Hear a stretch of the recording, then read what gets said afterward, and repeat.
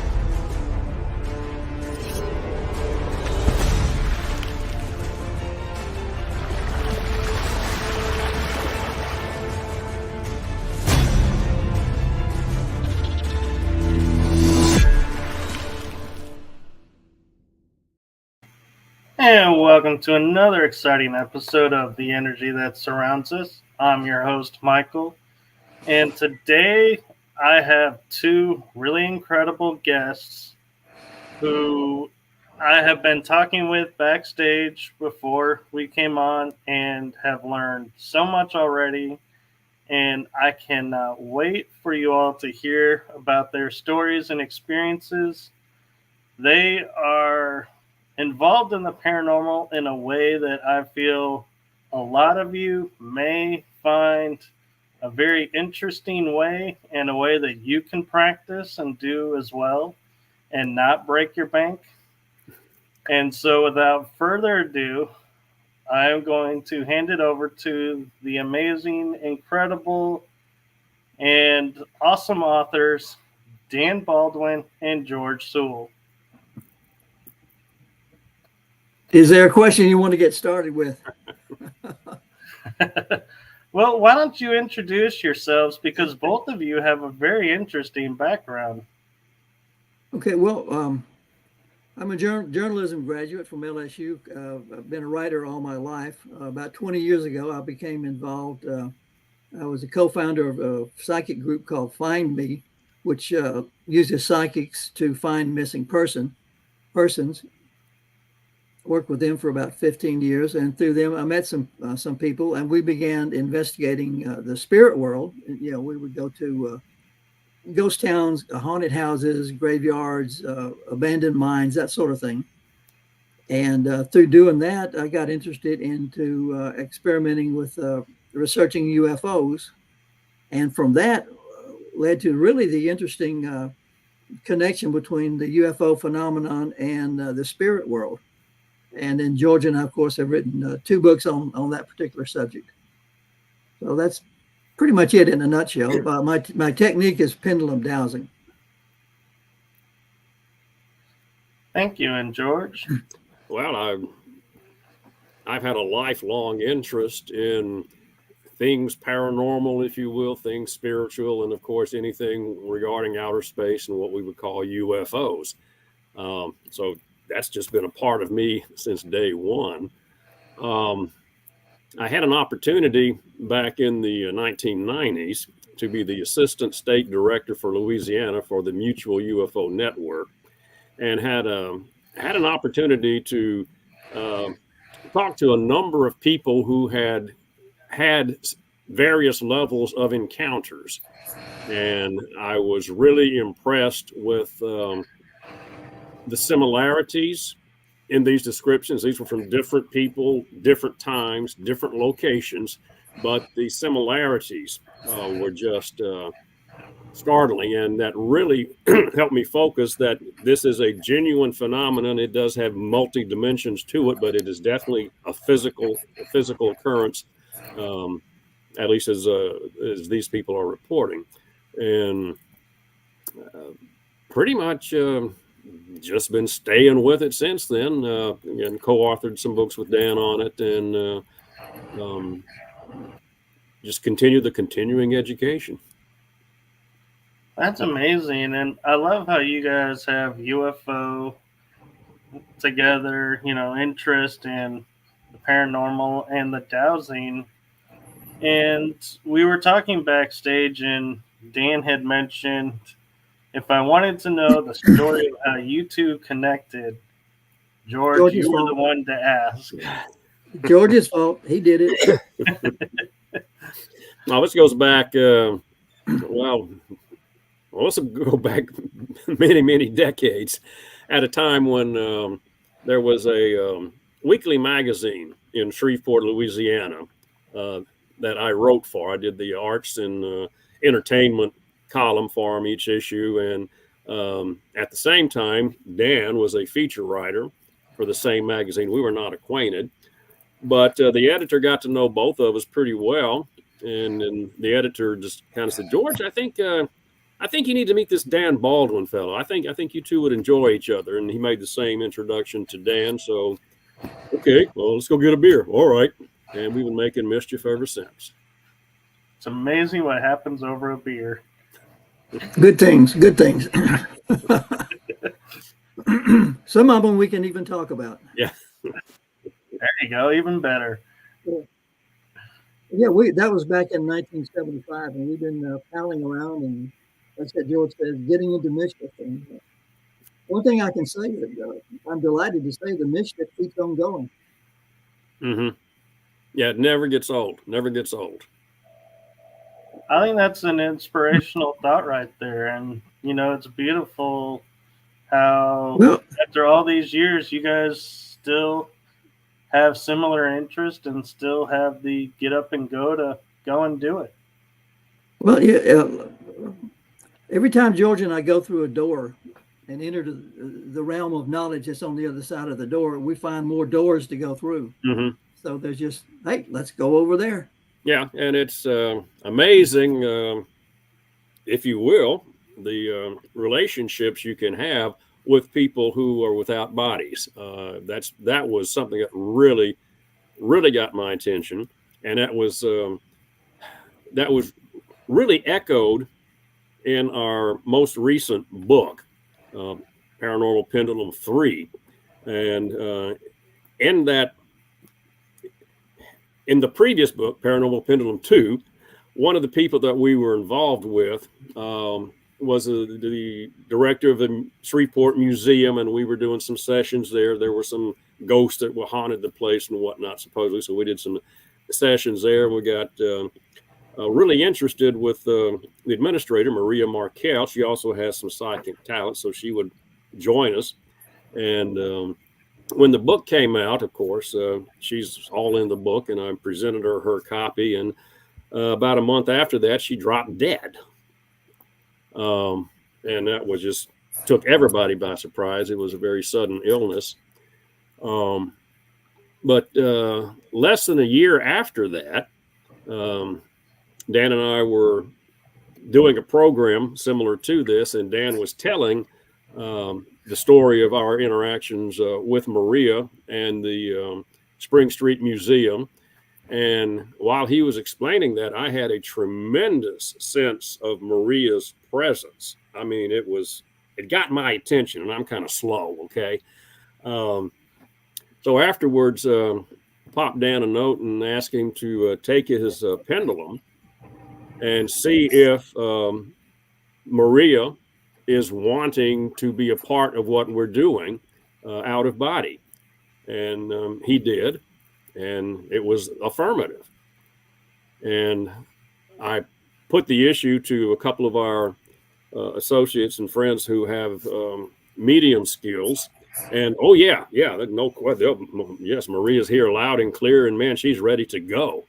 So it was fascinating that we had Maria, who worked with us while she was in form, and she's continuing to work with us in spirit. And I just think that is just so cool. That Well, is let me throw in something. Let me throw in the topper. You know what's coming, George.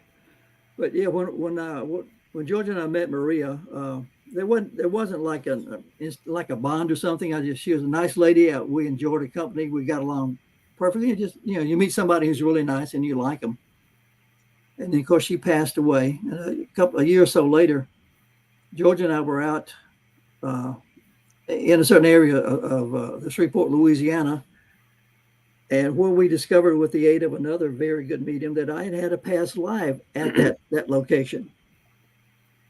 And my first wife, I was a Caddo Indian. This is 700 years ago. I had a past life as a Caddo Indian. I had two wives, one deceased, and then I married again as a Caddo. But my first wife was Maria. Boing. Oh.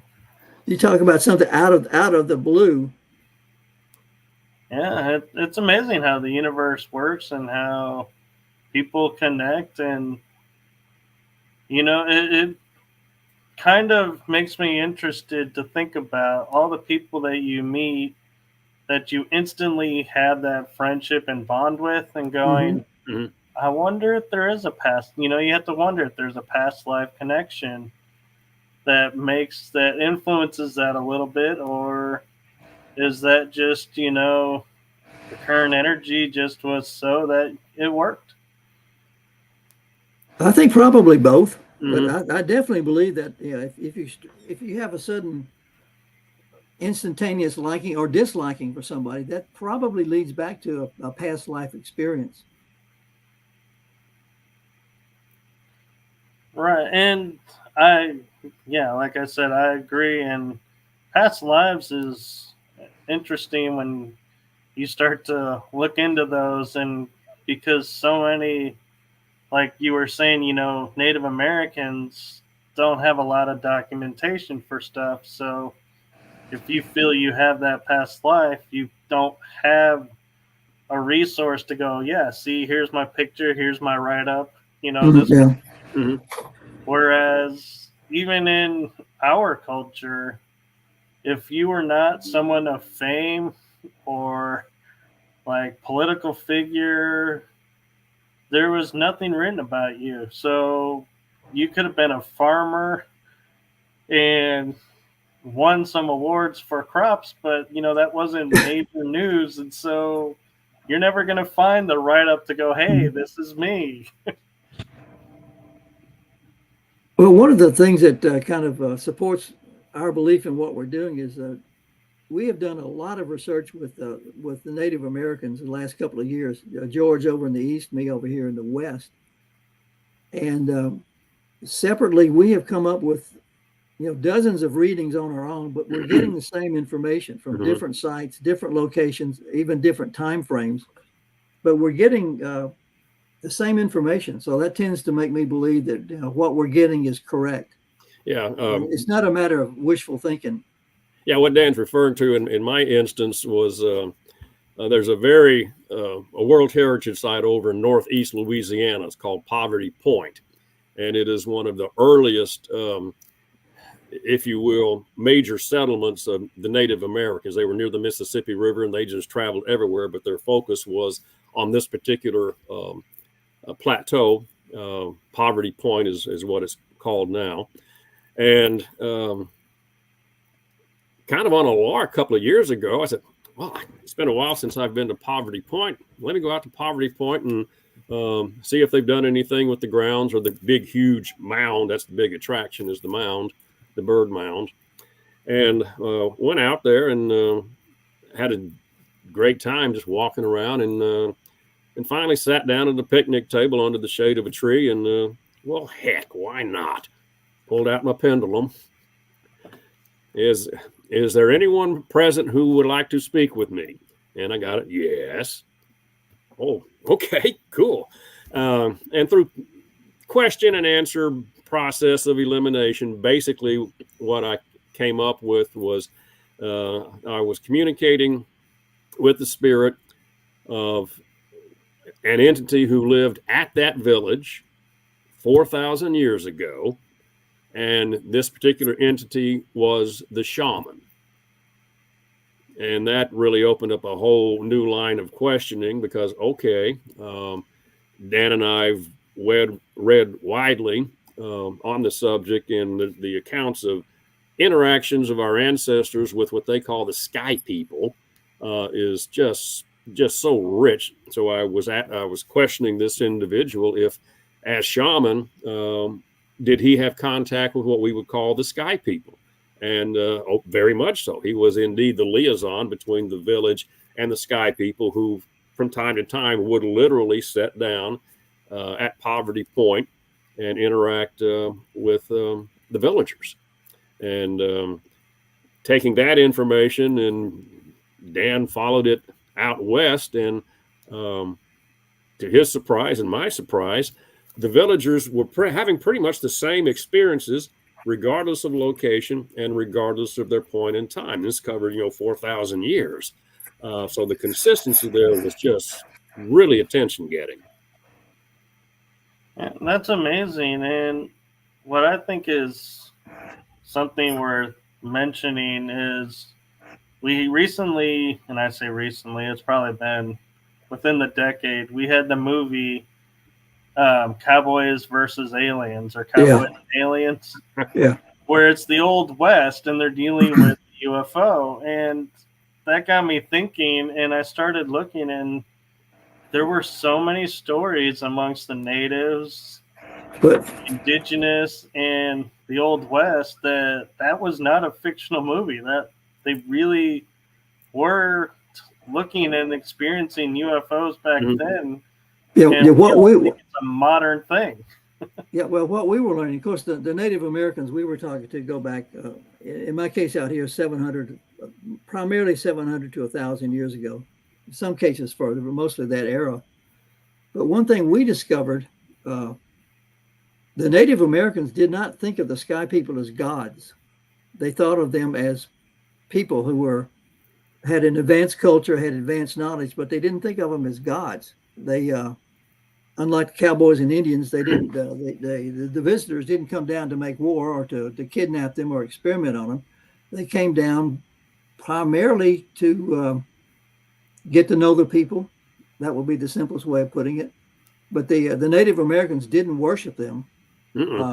Primarily, the ones that went aboard were shamans or chiefs, but the people pretty much accepted. Well, here comes the flying thing again. Yeah, let's see what's going to happen now. There wasn't a lot of fear. There was some intimidation simply because an advanced culture. They obviously had things the Native Americans didn't have. Like spaceships, for example. But there wasn't a lot of fear. Yeah, in fact, our latest book carries a chapter that describes a session that we conducted with a pair of mediums, as well as two very accomplished pendulum dowsers. And what we were able to do was to communicate with the spirit of a chief of one of the villages that Dan visited in Mississippi. And he was taking aboard, if you will, the craft, and pretty much just gave us a tour of the craft, how it worked, what sections were for. I mean, it was the damnedest thing. We had no concept of what is actually occurring. I mean, don't think rocket ship, don't think it. I mean, it was truly astonishing what was reported to us by this individual who, as far as I can tell, was indeed on board the craft. Yeah, one of the interesting things that we came across that I think threw George and I for a loop, at least early on, was in all of our research, we never had the Native Americans encountering the Greys. It was always the Nordics. And I was expecting, the typical, Nordics plus the Greys, maybe the what they call them, the Kopfs, the little black ones. But in all my research so far, the only contact has been between the Native Americans and the Nordics. Yeah, same here. Yeah. Same here. Wow, that is interesting because usually it's the Nordics and using the Greys as like we call them the little minions that are going and doing the work that we would consider menial or the lesser work. And well, it's like you were discussing earlier. You're expecting one. Are there any Greys you're expecting? Back of your head is going yes, but the pendulum is going no, and I'm going whoa. So we need to verify that, but we did over and over and over and over again. Right. No Greys. That's interesting because I've also seen movies that are like independent films where they show in the Southwest area really, and sometimes there's indigenous people, but sometimes not. And they're like, there's the Arcturians they'll talk about being there, and Andromedans. But yeah, now that I think about it, nobody brings up the Greys. No, it's not to say that they're not there or they weren't there, but we haven't encountered them. Well, again, that's I wasn't expecting that. Let me put it that way. Mm-hmm. I wouldn't. I would have expected that too. And we got descriptions from virtually every village that we were working with, either with the pendulum or with our psychic colleagues, to describe their visitors, if you will, and to a village. I mean, they were describing your taller than average person, generally very light skinned, tended to have long blondish hair, tended to have uniforms, slightly larger eyes. Invariably, they were blue, but would have a definite uniform looking attire, and just amazingly consistent with the locations over time with the different people. So that kind of led me to wonder if, in fact, we were dealing with the same group of sky people visiting all these villages over time. And we had a session specifically addressing that. And yes, indeed, that what we were getting was one particular group of sky people who were focusing on these particular sites over time. And there was a consistency to it. Now, that kind of really opened up what all the sky people are capable. The same group going through thousands of years of time working with these various villagers in various incarnations. So just really opened up the experience, the life experience, just hugely. So I'm curious, when you say that they're in a certain area or region, are you meaning like one group of sky people would be like North America, working with all the indigenous people there, or are you meaning like globally? Because I'm only speaking for the villages that Dan and I together, or we separately dealt with, and that's just what we came up with. We weren't digging for anything, and we were just reporting what we were being presented with in the sessions. Okay, I just wanted to clarify because I know a lot of people are of the mindset of the sky people that helped the American tribes, helped Central America, helped Egypt, and so I wanted to make sure to clarify what we were addressing. So we didn't ask those questions. We didn't pursue that particular line of thinking. We just kept really focused on the villages we were writing on, because Dan and I were both aware that there's so many ways you can go with this, and if we started going with every question we had, we would never have written the book. Yeah.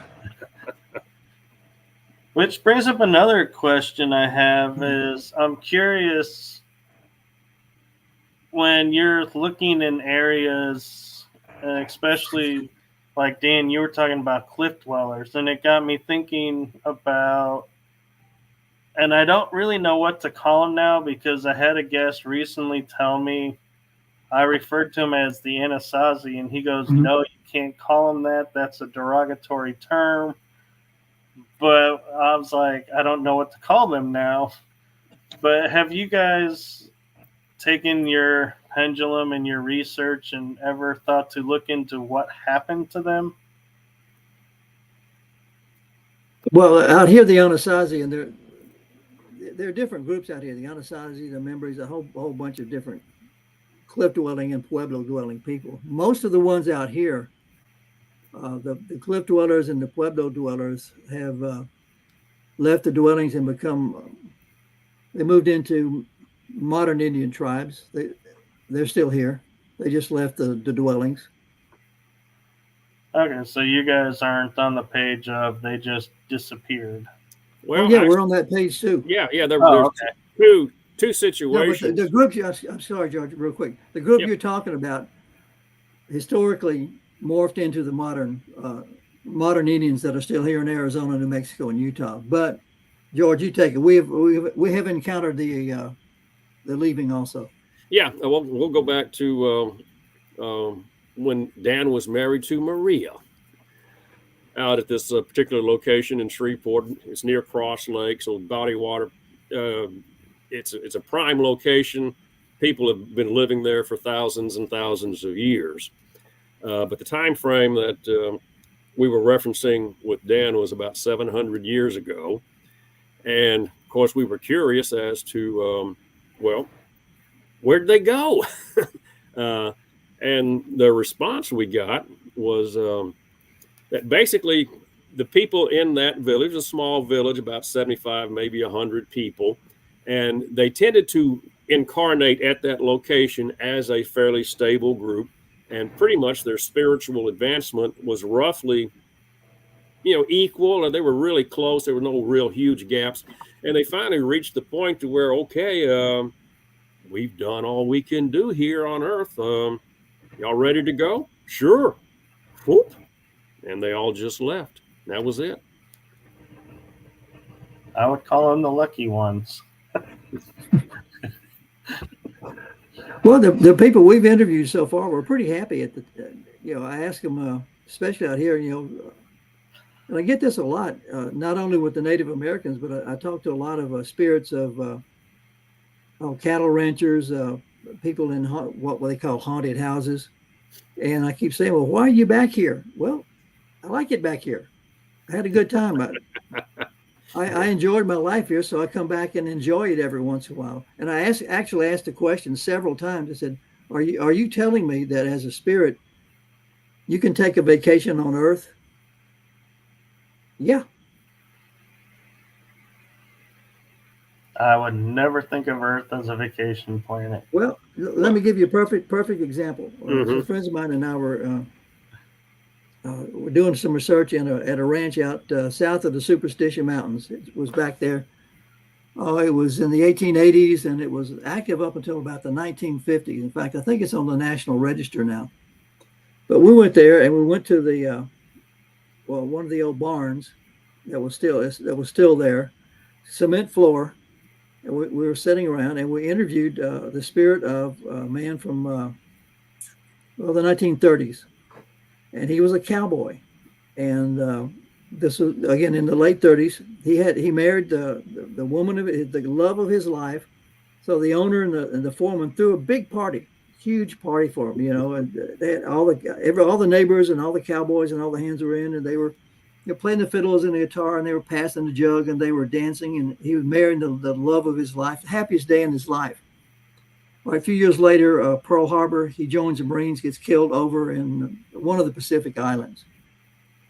But we asked him, again, this, I'm boiling down an afternoon of questioning, but he says he comes back every once in a while to enjoy the happiest day of his life. He wants to experience that again. Yeah, and that's beautiful, and that's something I think as paranormal investigators we don't think about either. Is we like to think of spirits as being either stuck or confused or there for a reason, but we never think of you're just here to enjoy the day. Mm-hmm. There are a few spirits that are stuck, and I've been privileged to release a few, and that's quite an experience. But mostly, for example, if you go to a haunted house and you encountered a spirit, chances are that spirit came to the haunted house because that's where you were wanting to make contact with a spirit. You could have had contact with the same spirit at your kitchen table. So the haunted house is somewhat of a misnomer in most cases. Right. And I'm also curious. We hinted at this when I introduced you. Can you explain the pendulum and how it can work in an investigation? Because that is something I think a lot of people don't think about. Okay. Yeah, I'll give a demonstration, and George, maybe you can tell a good story. Mm-hmm. But basically, a pendulum is nothing more than a weight on a string. And essentially, a right swing is a yes, a left swing is a no. So you have to ask yes or no questions. And how that works basically is when you're looking at the pendulum, your conscious mind is focused on the pendulum. When that happens, your subconscious mind is freed up to make contact with whatever's out there to be made contact with. You know, put whatever label you want, but the information is out there in the universe. And the information is downloaded basically from the universe into your subconscious. Your subconscious mind actually controls your fingers. And your fingers actually move the pendulum, but they move it at the direction of your subconscious mind. Mm-hmm. And I think one of the reasons that works well with spirit contact, because spirit contact is so challenging, is you're dealing with your subconscious mind rather than your conscious. So you're much more attuned to the spirit frequency in your subconscious than you are your conscious. That's it in a nutshell. Mm-hmm. No, I think that's brilliant, and I'm looking forward to trying that one. An investigation coming up. The only hard part is keeping your mind focused mm-hmm. and clear, because you can make it go left, you can make it go right. You know, like I said earlier, am I going to win the lottery? Yay! You know. Right. A good story. One of the questioning is key. Yeah. A good example that I use back when I'm doing my missing person studies. I was looking for someone, and I would be getting very accurate information. Like, you know, with the pendulum, you can get latitude and longitude if you're looking for a missing person. You can be that accurate. You can get street addresses. But I would be asking a question, and I would be absolutely right on the location and the condition of the missing person and all that, except the person would be deceased. And I had asked, you know, the obvious question, is the missing person alive? And I would get a yes. At the time I asked the question, the missing person was deceased. And this happened over and over and over and over again. And it finally hit me that the question was wrong, because I don't believe in death. I believe in the life goes on. So yeah, in my mind, the missing person was alive, because the person is in spirit. The body is dead, but the person, and that's what I'm focused on, mm-hmm. is alive. So I was getting the correct answer, but I was interpreting it wrong. Yeah. It's all in the question. All in the question, and keeping your mind clear. And one thing I wanted to ask is, and see how you guys deal with, is when you're asking the questions, like you were saying, you know, am I going to win the lottery? And it's long, yes. Well, that could be next week, next month, next year.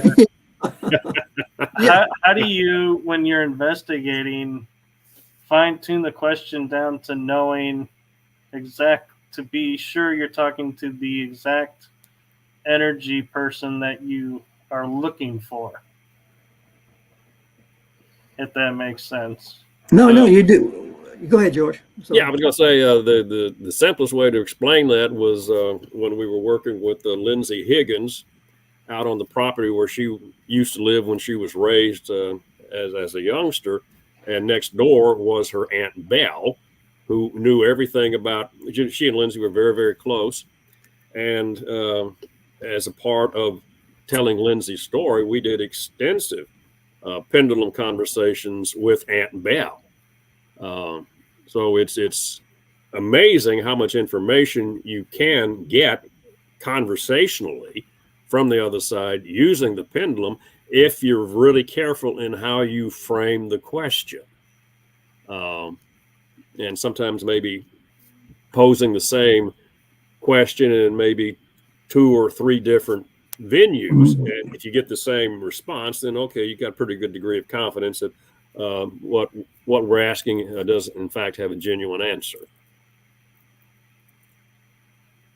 Okay, because I was thinking, like, when I was going and seeing people who channel or mediums, and they're like, oh yeah, there's a red truck, and I'm like, well, okay, is that a toy truck? Is that a red truck I just see on the road? What does the red truck mean? And that's where I was thinking, when you're asking a pendulum, it's nice that it's yes and no questions, because they can't say to you, yeah, there was this truck, and you're like, what truck? We don't know anything about a truck, so I can't validate this. Well, yeah, I can validate that specifically, especially working with the police officers who are generally, street cops are very open to psychics, even if they don't believe it. They're open to working with it.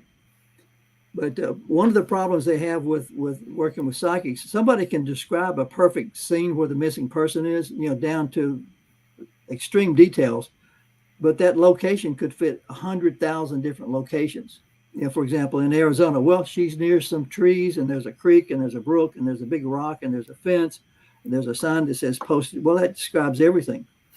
With the pendulum dowsing, that's I've run into that several times. Yeah. And the cops say thank you, but that does us absolutely no good.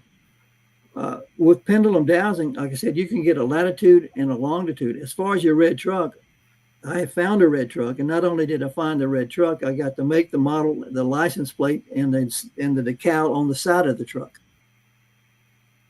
Wow. Just by asking yes or no trucks. Is it a Chevy? Yes or no? Is it a Ford? Yes or no? Is it a 68? No. Is it a 72? Yes or no? Is it an 85? Yes or no?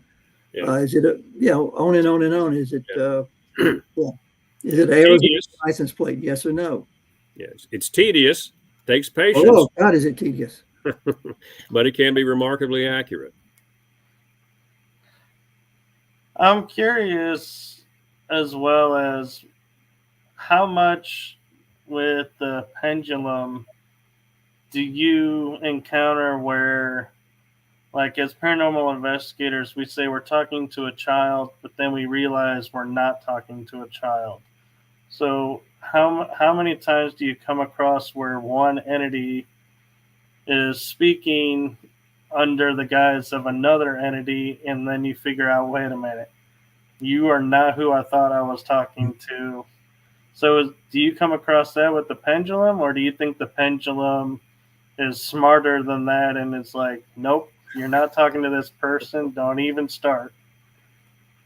That's never happened to me. What's happened with me and George several times, though, is we'll be interviewing one person, and somebody else will pop in, and we'll stop and say, wait a minute, are we still talking with the same person we started to 15 minutes ago? We'll get a no. Then you start over. Well, am I dealing with a male? Am I dealing with a female? Did you pop in to give us specific information, that sort of thing? Yeah. One thing we've definitely learned is that they like to talk. They're eager to talk, and they want to talk. I can understand that. I mean, when you consider, especially like, talking about Dan's case where it was like 1800s, 1700s, you had no one to talk to all this time. Finally, somebody can understand and communicate. It'd be like, hey, let me get you caught up on everything that's been happening, all the latest gossip. Well, yeah. Imagine if you're a spirit. Say you're in a haunted house. We'll just play with that. But you're sitting there, and everybody that comes by goes, "Boo." Can you scare us? Can you play a trick for us? Can you do something funny? I mean, how old must that get? Right. And then George and Dan come along. Hello, can we talk with you? What's your name? what's your story? Can you, and so they go, oh God, somebody to talk to at last. Yeah, essentially what we're doing is we approach the individual in spirit as if they were physically present. Can I come in your house? Or could we carry on a conversation? Just the same type exchange you would have if it were another person in the body. Yeah, I say this all the time. When you're going into, quote, a haunted house, you're still going into somebody's house. And you need to act with the courtesy and respect of going into somebody's house. We don't go in to confront anybody. No, we're after information. Yeah. I'm the same way. I view all those TV shows where they're like yelling and like being obnoxious, in my opinion, to the spirits. I'm like, you're just making yourself look foolish. You are gaining nothing. Yeah, I want to look at some of those shows, and there's some good ones and there's some I don't like. But I want to ask you: is every house demonic that you go into? Every one? It can't be. Right, and that's one thing I got on when I would meet some of the people on the shows and get a chance to investigate with them. I'm like, how many of these are actually like this? And they all were like, well, not all of them, but we do on occasion go to a house where we spend 2 days and nothing happens, so we pack up and walk away. And I can't help thinking, though, I have this theory in my head when it comes to spirits is when a spirit reads you coming in, they can read your energy and go, this person's here for 15 minutes of fame, or this person genuinely wants to communicate. Mm-hmm. And so if you're here for your 15 seconds of fame, they're just going to ignore you. They're like, do we want to talk with these people? Yeah, like George was saying earlier, how many people come in and ask this, and like Dan was saying, perform, be a performing monkey. And they're like, exactly. I'm done with this. So no, you get nothing. And somebody else will come in and they're like, how did you come up with nothing? We had nonstop from the moment we arrived. Yeah.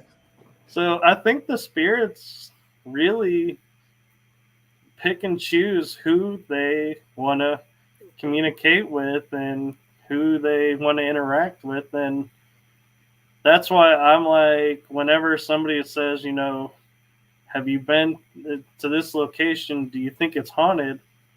I'll say, yes, I've been there, but I reserve judgment because I'll say it was active for me, but it doesn't mean it's going to be active for you. Correct. Exactly. Yes. It's the location, a haunted house. You're not going to have a spook hanging around a house. I just don't see that as feasible. Right. But if you're in the house and you're wanting to communicate, and of course, you're there. So there's going to be communication. They'll come to you naturally. Yeah, and the one thing I like to share with people too is whenever I've noticed on an investigation where it's like I could feel something was there, but I got no physical evidence the whole time I was there. Sure. All the time. Absolutely. Wait until you check your equipment, because chances are you got something you just didn't realize you got. Yeah, we've had that. EVPs. Yeah. So do you guys record when you're doing these research sessions? Absolutely. Absolutely. In fact, let me tell a little story here, Dan, about our old pal WD. Oh, God. Dan was, for whatever reason, Dan was spending a lot of time in Louisiana for this research. Turns out that was because he needed to be familiar with where he was 700 years ago. But we were doing a session downtown Shreveport in the oldest surviving building in Shreveport, which one time was a bank. But we were communicating with the spirits of two businessmen who built the bank, and they were really, really lively and interesting fellows. And that evening, Dan and I were replaying the recording just to make sure we got it all and whatnot. And then out of nowhere in the recording, in a very firm, deep male voice, we hear, "Lindsay is key." What the? Where the hell did that come from? So we go back, play it again, and there it is. "Lindsay is key." Mm-hmm. And, must have played it a half a dozen times. I mean, where did that come from? Because that was not recorded, So Dan heads back to Arizona, and a couple of weeks later, he's doing the transcription from that particular session. And it's not there. Mm-mm. It's not there. And how can it be there? And then the session is not there. Sometime later, Dan's back in town, and we're having conversation with WD, and put it to him straight, WD, were you the one messing with the recorder for "Lindsay is key"? Yes, I put it there. Did you take it out? Yes, I took it out. I wanted to show you what I can do. So he's quite the character. Hey, one of your viewers popped in something about not hanging around a graveyard. That's absolutely right. I mean, if you're a spirit, say for example down in Tombstone, if you're a spirit, are you going to go back to Boot Hill, or are you going to go to the bird cage? I wouldn't hang around a graveyard either. I want to go where the wine, the women, and the song are. I agree. And the only time I ever really approached a spirit at a graveyard was because it was the only place around that I knew 100% was connected to this person. And it was Elizabeth Crockett, Davy Crockett's wife. Mm-hmm. And so I was like, I can't go to their home. I can't go to, and her nephew or grandson was buried near, but like a couple plots over, or a city over. And I was like, well, so the Crockett energy will be really prevalent here. So I was like, okay, well, let me just take a shot in the dark and see if you'll answer. And I tried to do an EVP session there, but usually, I would not try and engage them at the cemetery, because let's be honest, if you're a spirit, the last place you want to be is where your body is decaying away. It's like, why go there? Yeah. It's like, let's go back to get the reminder of the worst moment in our lives. Yes, we're in the ground. Yeah, we've had a couple of experiences at graveyard, but we were there primarily just because it's a historic location. And George and I were at one, and basically we were there. It was a historic location, and I just said, well, I'll see if somebody's here, just for the hell of it, basically. And just somebody showed up, but the spirit wasn't at the graveyard. The spirit was someplace else, and saw Dan and George. Well, I go chat with those guys. That's why the spirit was at the graveyard, because we were there. Mm-hmm. I'm curious, dealing with Dan, especially you, dealing with the Southwest, because I know there's a lot of Spanish influence in that area. Mm-hmm. Do you feel like the energy spirits that you talk with, and I'm specifically using the word energy because it's going to relate to my question, do you feel like because they're in that form, you can communicate with them clearly and they understand and you understand them, and you don't have to speak Spanish to reach them? No, I mean, I don't speak Anasazi, and we've had no trouble communicating with with people that a language that doesn't exist anymore. George, same thing over in Poverty Point. Yeah. And kind of a more recent example, you'll appreciate this, Dan. I was at mutual UFO network conference and was chatting with any number of those fantastically interesting people. And one particular person was really interested in the pendulum work that Dan and I have been doing, and wanted to, well, can we meet before lunch? And would you be willing to hold a pendulum so I can maybe put some questions to my mother? Sure, fine. So we met in a quiet spot, and I took out the pendulum, and she started speaking in Spanish, which I do not know. Yeah. And I was getting very distinct pendulum responses, very appropriate to the questions that she was asking. So that just kind of confirms that it takes me that further out of it. I don't even know what the question is, let alone what an accurate answer would be. But so that was a first for me.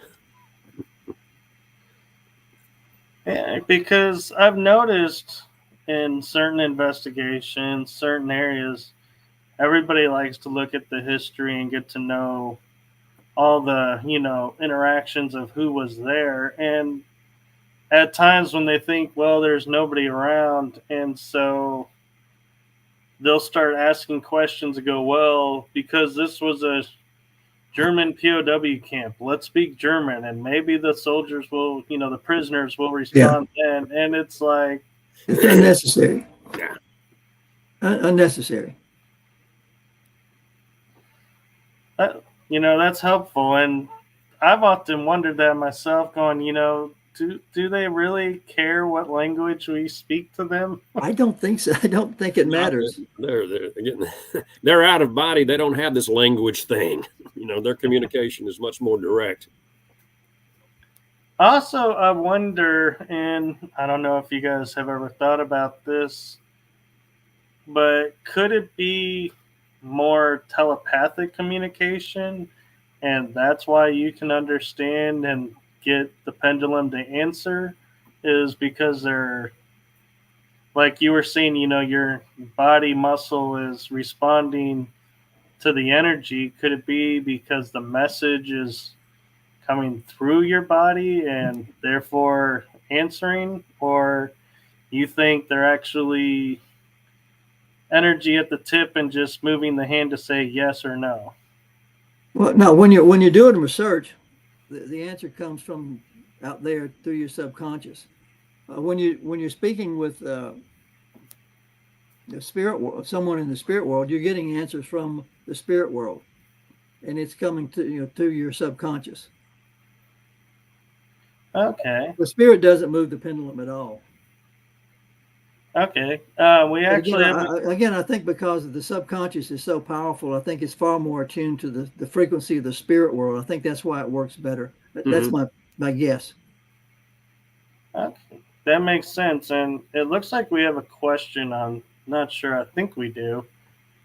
Barbara Spur is saying, is contact with the spirit that was buried and the spirit who was cremated any different, such as length of time for response? Nope. Spirit is spirit. Yep.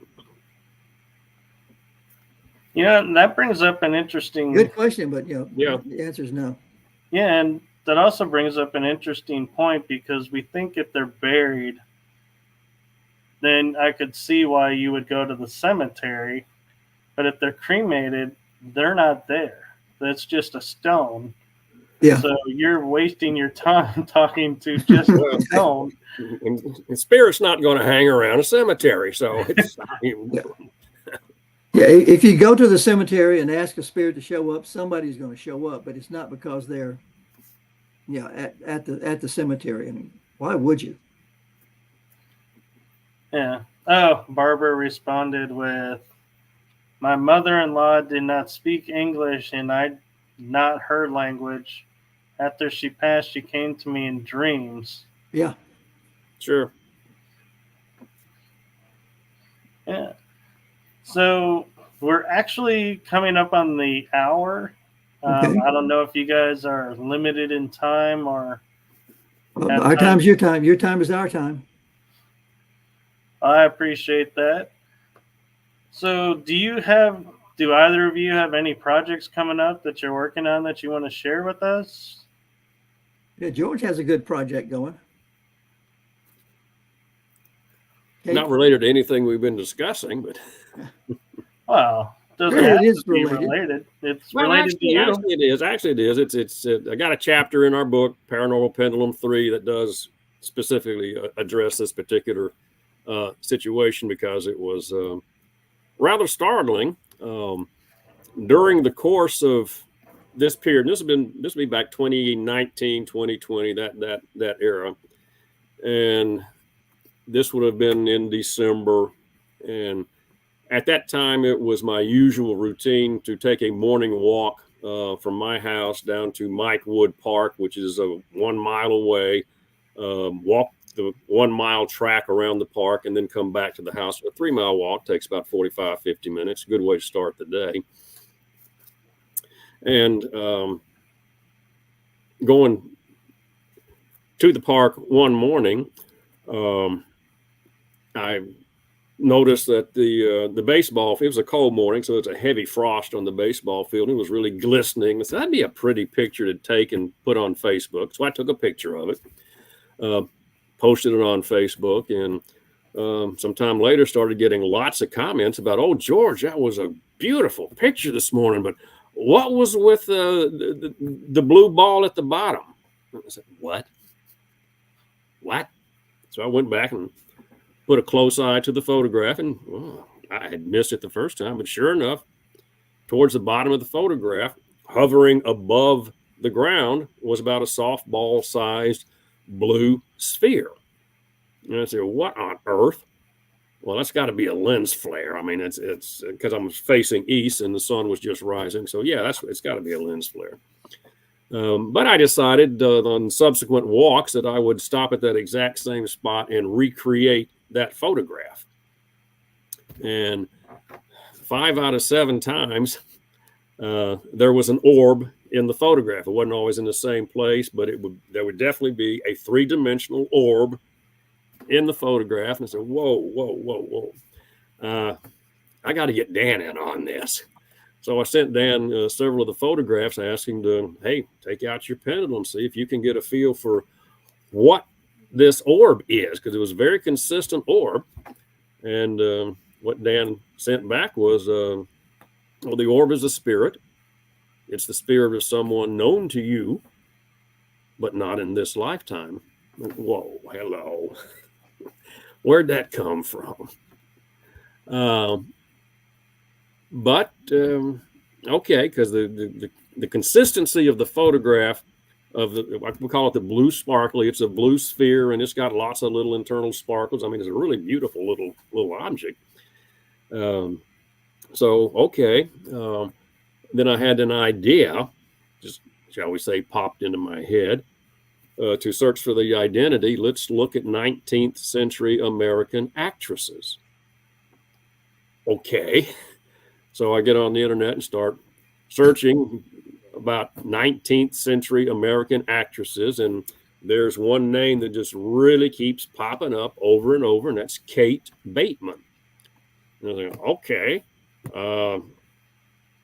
Got a lot of information on Kate, a lot of reviews of her performances. She was quite a famous actress in 19th century America, as well, and also Britain. So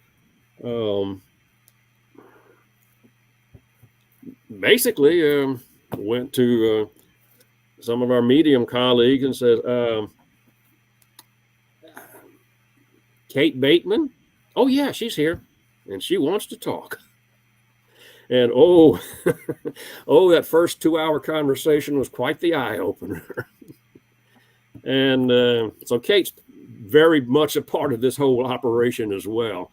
But it's just curious how that she introduced herself in a way that I could not ignore. I'm not going to ignore my camera photographing a blue orb. I don't see it at the park. I don't see anything. I just take the picture.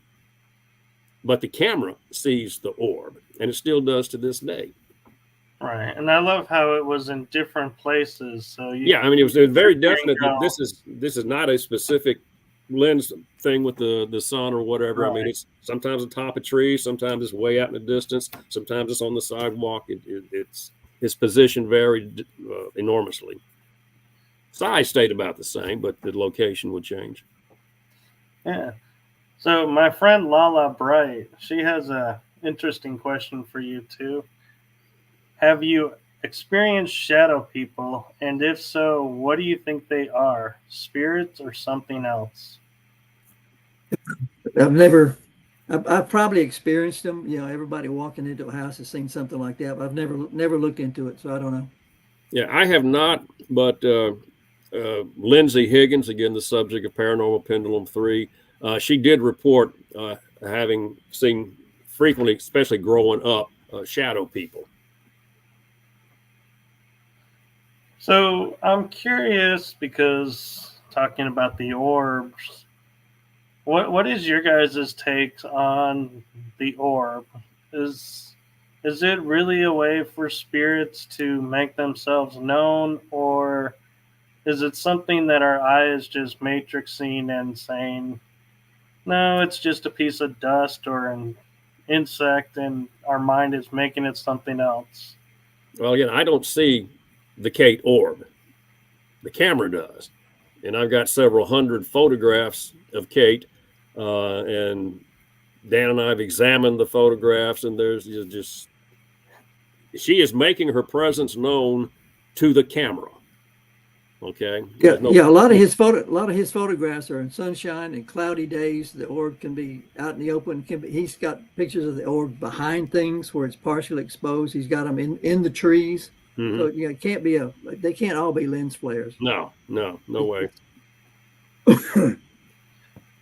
And one other question I have for you guys is, with your mediums and doing the work that you do, have you ever seen an apparition and said, oh, we got to talk to that person? I've never seen one. I have experienced them. I've never seen one. I've had some profound experiences where I have felt things, but I've never actually, to my knowledge. Well, again, you don't really know. Like if you go down to Tombstone, it's a famous saying down there, not all the reenactors are reenactors. Right. So but as far as knowing that I've seen a spirit apparition, no. But I do know I have experienced them because I felt the emotion, which is undeniable. So would you say you get like a spidey sense or a kind of thing? Well, yeah, perfect example.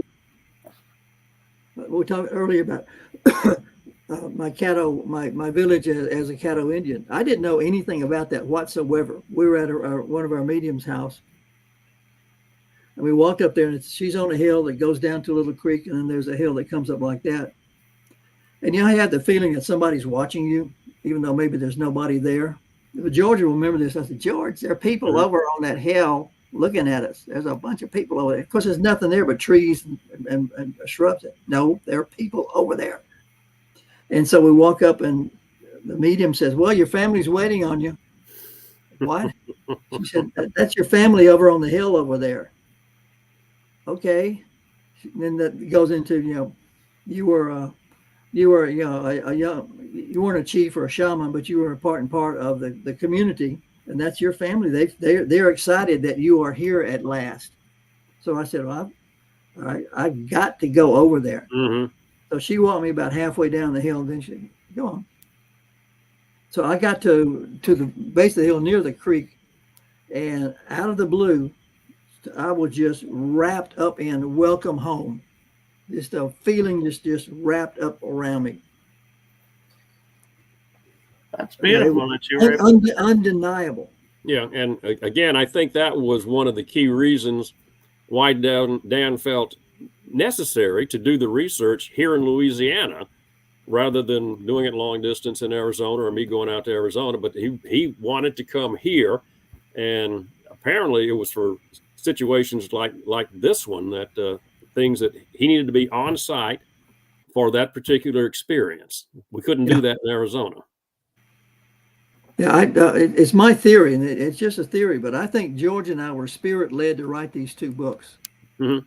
Like I said, George just said, I'm out here in UFO and Spirit Central in Arizona, yet it never occurred to me to do my research anywhere other than back where, the Arklatex, Louisiana, Texas, and Arkansas. It never occurred to me to do research any place except there. And I think the spirits were guiding us, one, to get together with Lindsay Higgins to help her out with her situation. And then now with the second book, to put out that particular story. I think we were spirit led, not pushed or shoved, just guided.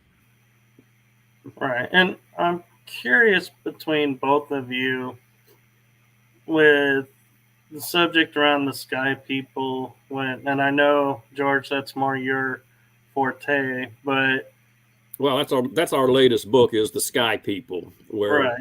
we visited the villages here in the east and out west, and getting their stories in their time frame of the interactions of their ancestors and the Sky People.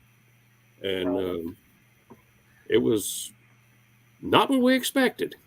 I'm curious, though, because when we talk about UFOs and with your guys' background, I'm wondering how many times, and I'm not sure how to word this right without maybe crossing a line that you guys aren't aware of, but I'm curious, when you're looking at the UFOs and the stories, do you ever stop to go, are these UFOs from outside of the Earth or are they ours? And UFOs. I don't know if you guys have ever come across that. Well, yeah, I think some, quote, UFOs are obviously advanced craft that come from us, but I think most of what I've seen and I've encountered and researched come from other places in our universe, or probably also from different dimensions. Mm-hmm. Yeah, interdimensional. Yeah. Okay. Yeah. So, yeah, answer to your question would be all of the above. Yeah. Okay. Yeah, because it's something new that we're discovering, that we've reverse engineered and have UFOs. And so it makes now the question of, like, you saw a UFO, in my mind going, did you see a UFO or did you see a man-made UFO? And so, yeah, and it's unfortunate, the world we live in now, to where we can no longer just say, yeah, we saw this. We now have to analyze and go, wait, did I see that or did I see something else? I think a general guideline would be, if it exhibits non-ballistic motion, it's probably one of them. Because I don't think we're to the point where we can do maneuvers that would crush a human being. Mm-hmm. And also, one other thing that's worth noting is, particularly most of the people that I talk to, and again, this has been years ago, but also those few in the more recent times, there was a sense of whatever the encounter was, that there was a sense of person to it, that there was a reason for that person to have that encounter. So it's not. I'm coming more and more of the position that the sightings or the encounters are far less random than they have been historically presented, and are probably much more of a longer term pattern. We found this to be the case with Lindsay, with her abductions, that this is something that's been going on for thousands of years, actually. Okay. Nicole Gaspard, she's another paranormal podcaster, and I was on her show, and she's curious, with your guys' UFO research, do you think that Bigfoot or the Black-Eyed Kids are related to UFOs? I don't know. I haven't researched that area. Yeah, me neither, not specifically. But when you say UFOs, I mean, you're talking about some sort of broad, very broad experience that far exceeds most of what we can even think about. So, sure, yeah. No, and I respect that you guys, don't just answer to answer, and that you honestly state that it's something you haven't looked into. So I appreciate that. And Yeah, we're not afraid to say, I don't know, because we don't. And Ginger Mason is asking, do you think one day we can transition between dimensions like they can? Absolutely. That's what we're being taught. Yep. So my last question to you guys is, with all that's going on in the world, and we're awakening some of what has been dormant for us. Mm-hmm. Do you feel like communication wise that we're be able to communicate easier without the use of, say, the pendulum or K2 or digital recorders? Oh, yeah, yeah. Oh, with absolutely. the other side? Oh, absolutely. Absolutely. Yep. I call myself a psychic on training wheels. Yeah, I'm waiting to go up to the big bike. I like that idea. So thank you guys for coming on. And good fun. Good fun. Where can people find you if they have questions for you? Okay, well, I'm on Facebook, and you can find me at my websites are www.danbaldwin.com, www.fournightspress.com. That's FOURKNIGHT.com. My email address is baldco@msn.com. And all my books and all the books that George and I've written together are available. Amazon, wherever you can order your books, you can order our books. Mm-hmm. Yeah. And do you have Kindle versions? Yeah. Yeah. Everyone, yeah. That's a new question for me because I haven't thought about it. But yeah, a lot of people are like, I wish you could get the ebook. And I'm like, you can't get an autographed copy. But then I was like, well, yeah, I can understand the ebook. It's all my works and all our works are available in a paperback, ebook, a couple in hardback now. Yeah. Okay. And as far as communicating with me, probably the best way is just go to my website, www.georgesewell. Be sure you got that middle initial E, otherwise you'll go visit some fellow in New York City. Nice guy, I'm sure, but it ain't me. GeorgeSewell.com.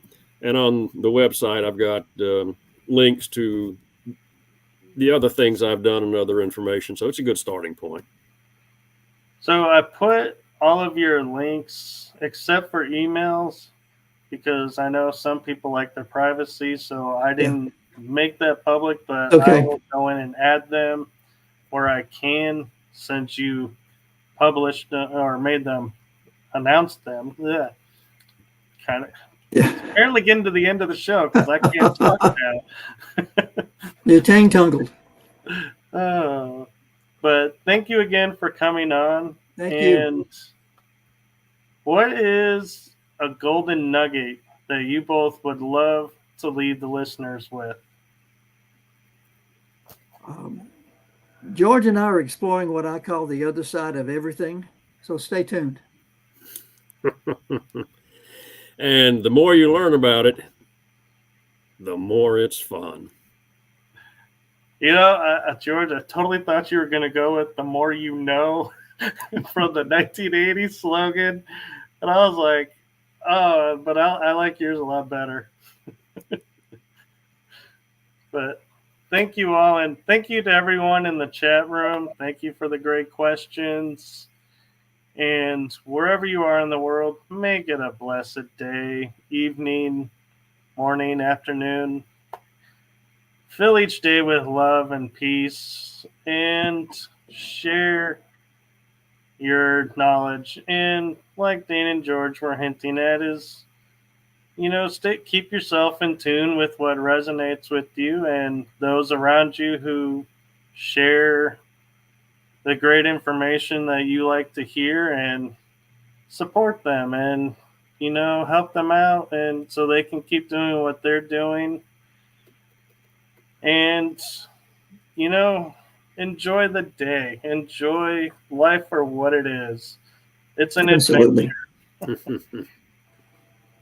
So thank you all, and we are going to sign out with that and say good night to everyone. So thank you all.